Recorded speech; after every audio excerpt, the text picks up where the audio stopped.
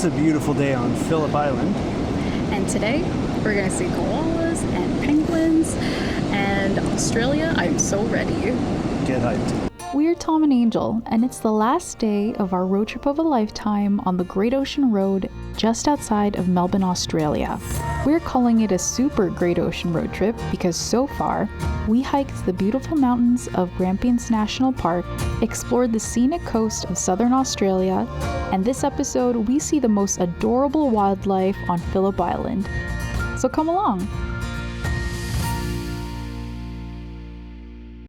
Phillip Island is a short drive away from Melbourne and is a perfect escape from the city if you want to get somewhere a little more natural and experience a bit of the history of Victoria. Today, we're going to be exploring what Phillip Island is known most for, its 4 parks, which feature koalas, penguins, the Antarctic Centre, and the original homestead of Phillip Island European settlers. There's also lots of beautiful beaches and coastline to check out, so we have a busy day ahead of us. Let's go.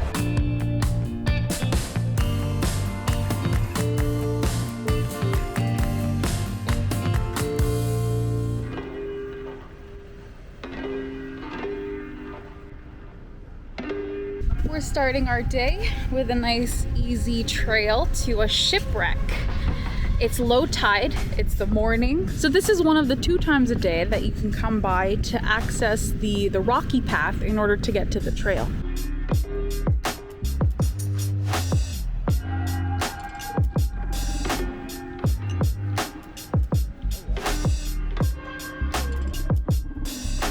This is the shipwreck of the SS Speck, which dates back to 1904. I don't know if that's when the ship was built or when it crashed here, but I just know it's dated back to 1904, so over 100 years. The remains that we can see are all brown and rusty, so it makes sense that it was probably built of metal. That's why they're still here and haven't decomposed yet. It's a really impressive whole landscape.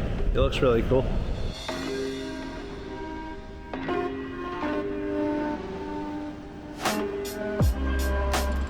It looks out of place, but it also makes sense why it would crash here, especially in higher tide when you wouldn't be able to see all of these jagged rocks underneath.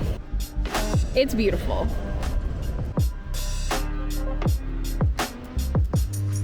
It's a nice walk, eh?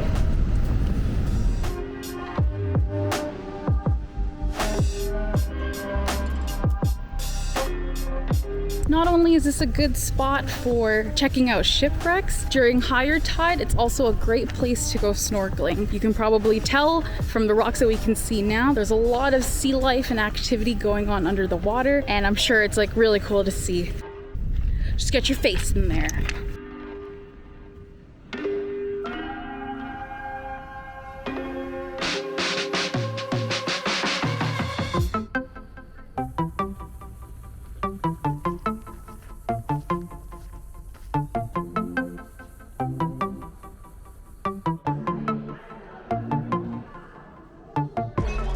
This is the sound of a male koala when it wants to mate.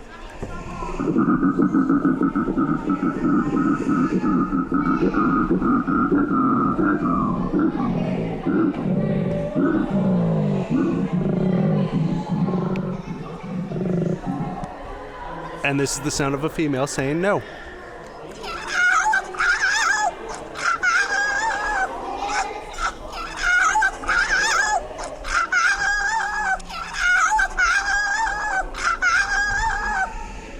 No means no.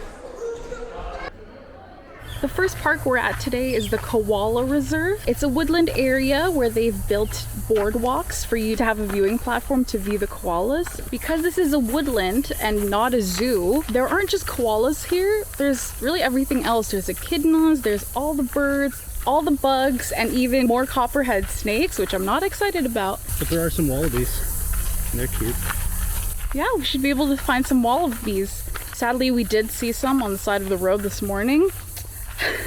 Dark. The other thing too is I was considering wearing the microphones because it is quite loud here. However, we're in nature. This is what nature sounds like. And it's like, and you should be able to hear it to get the full experience. There are hundreds of different types of eucalyptus Some look like those round, like clovery shapes, and others, the ones that koalas typically are in, are the kinds that have long and droopy leaves. Either way, they all smell really nice. Sleepy boy. This is our first time seeing them this close up, because usually they're like way up, like 100 feet up in the air in the tree, all the way over there. And this is the first time we're actually seeing its cute little face. It's so cute. It's just sleeping. It's adorable. I love koalas. It's very cute. So cute. You can very much tell that this is a male koala.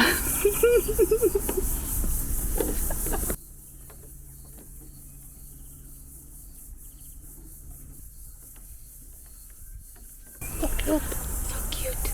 Did you know koalas are like humans and that they have unique fingerprints, but also they have unique nose prints?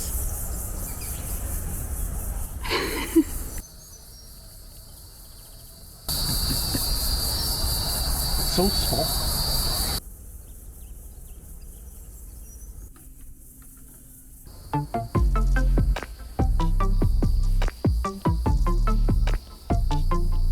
I said there were a lot of different types of eucalyptus, but apparently there's only 8 that the koalas actually like to eat because they're quite particular about their diet. And part of what the workers here do is they do gather those branches and put them kind of a little bit lower at this boardwalk level so that they can come down, and also so that they don't hurt themselves while going up the trees or even kill the eucalyptus trees because they only eat from the tops.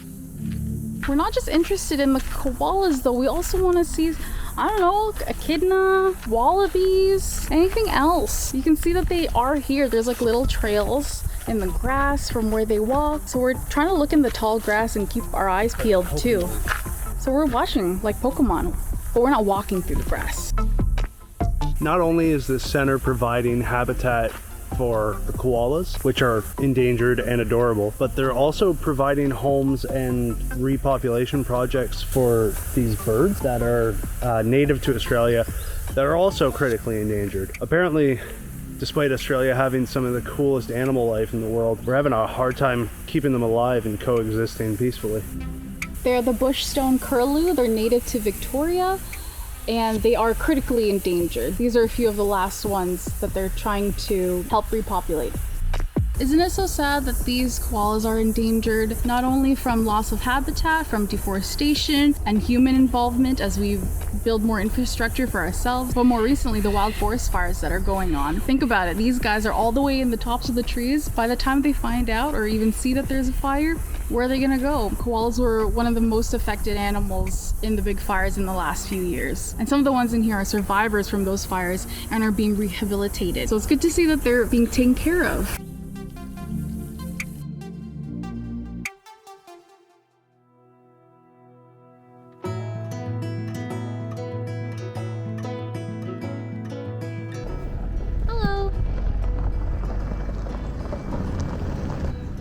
You're pretty.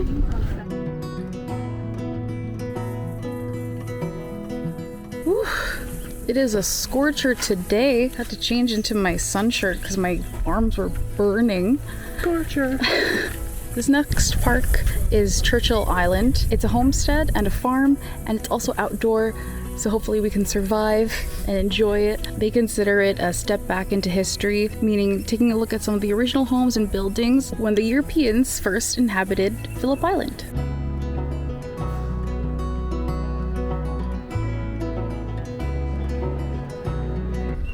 Old well. Churchill Island is a great example of the pioneering days of European settlers. While this isn't one of the older places in Victoria, it captured what it was like to live before modern equipment or power tools or any of that. And it's still a working farm to this day, and they kept it in that vein of hands-on pioneer farming. We're walking through this beautiful garden right now, and it's pretty significant because Churchill Island is the site of the first European settlement garden in Victoria. In 1801, Lieutenant James Grant arrived and settled in the island. He brought some seeds with him and started planting. And long story short, it's become this farm and this lovely garden that is still upkept and still maintained and celebrated to this day. There's even a cute there's even a society called Friends of Churchill Island Society Inc. and they're a charity, and all they do is take care of the land and preserve the history and maintain the settlement. So nice.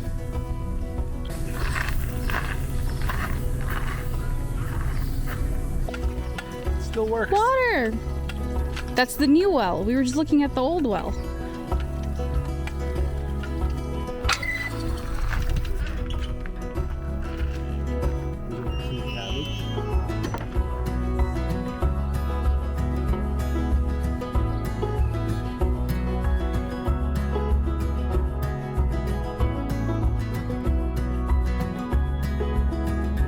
Where do horses eat their dinners? At the horse stable. Horse table. Get it? I'm so sorry about that. I'm so sorry I had to see that.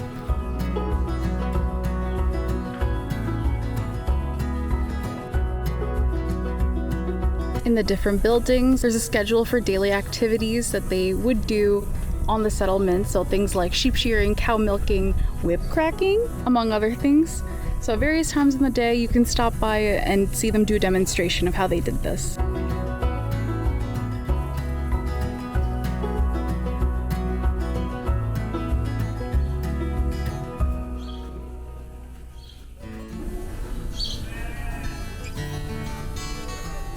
Soft.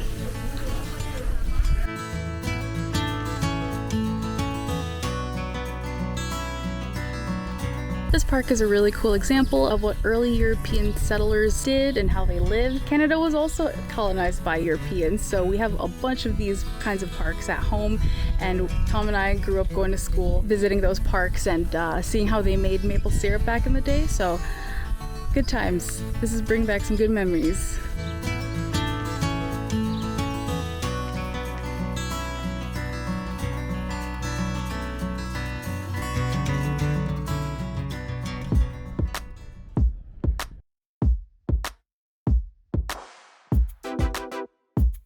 Stop number 3 today is the Antarctic Journey at Nobbies Centre.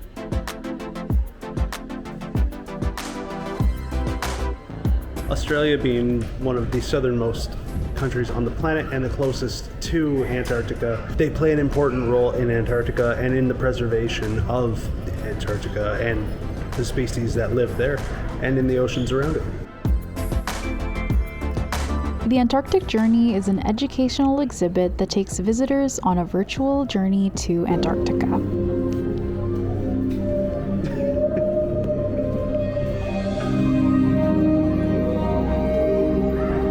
Oh, I hate that.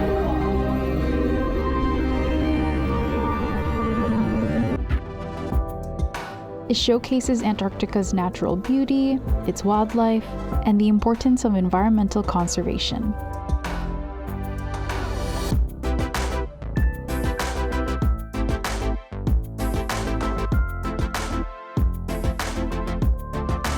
We're sitting in Nobbies Cafe right outside the Antarctic Adventure Journey. It's got an incredible view of the Nobbies, which is this piece of land, this rock right outside. The wide window gives you a nice view of the water and even some of the gulls and the seagulls out there. There are babies all over these bushes. They're really cute, but you could tell they are stinking hot because they're all hiding in the shade. They're all in the bushes, and we're just watching them. We're just watching all the other animals like us trying to cool down. We're also trying to muster up the courage to go down to the lookout and the viewpoint of the Nobbies to get a good view, because it's a scorcher out there. I think I just checked, 33 degrees Celsius. Very little wind despite being right by the water, so it's just hot, hot, hot. Okay, I think it's time. Are you brave? No. Let's pretend at least. Let's go.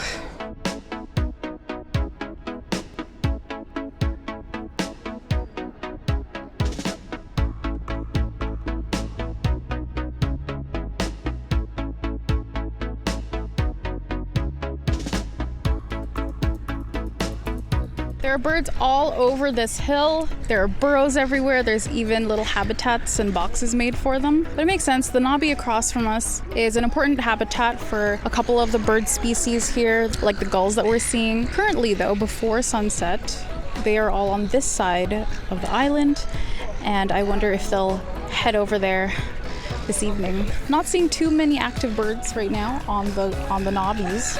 I wonder if they'll get there this evening.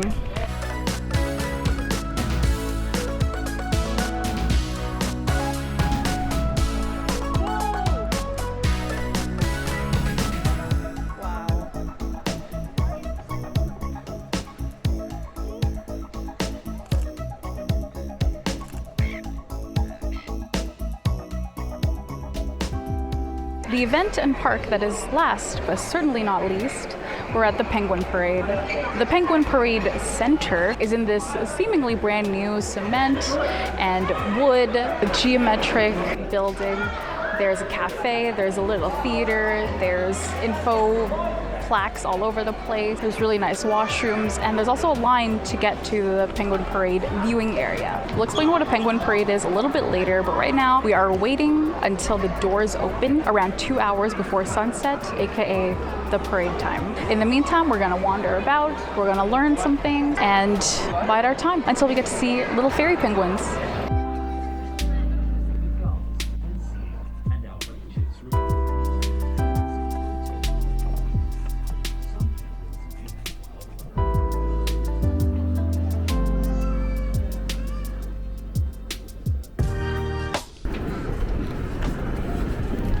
Excited? And now all the humans parade to see the penguins parade. There's actually a really cool, really well-established boardwalk that goes through what they're calling like eco area. This is where the penguins' burrows are, so it's important to stay on the boardwalk so that we don't disturb their burrows and their home.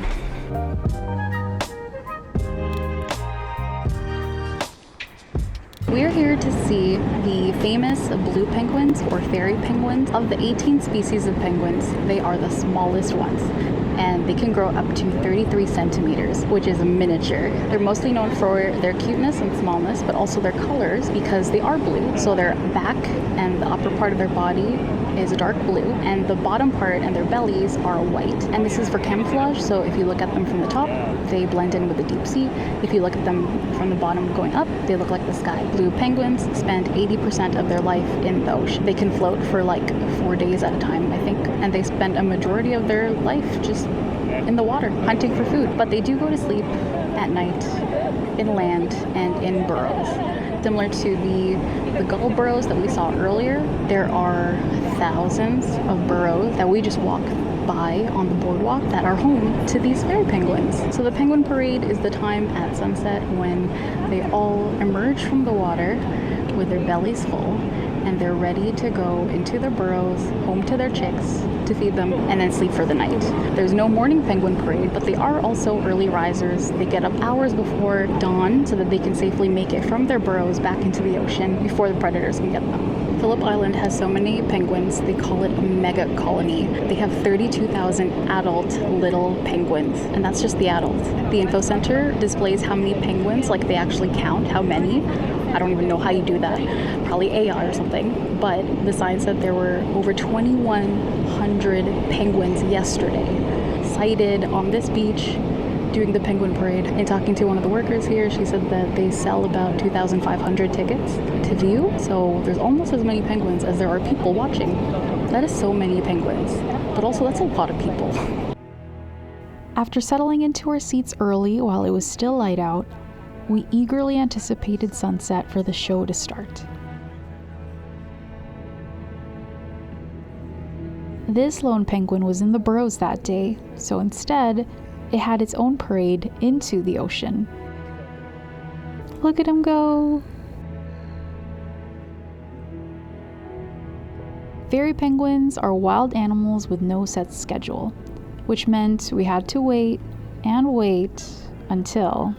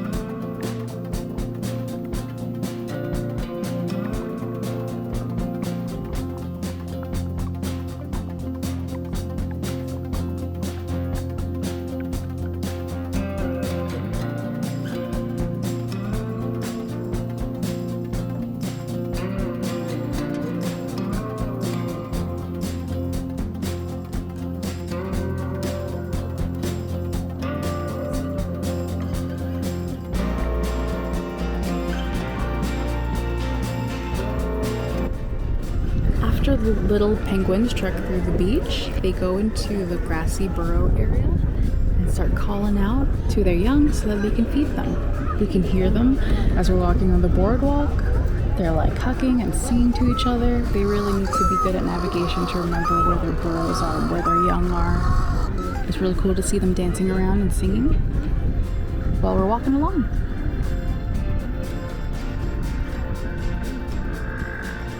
Well, that's it for our super great ocean road trip and our full fun day at Phillip Island. We hope you enjoyed it, the video and the whole trip too. Don't forget to like and subscribe, and we'll see you in the next one. Bye!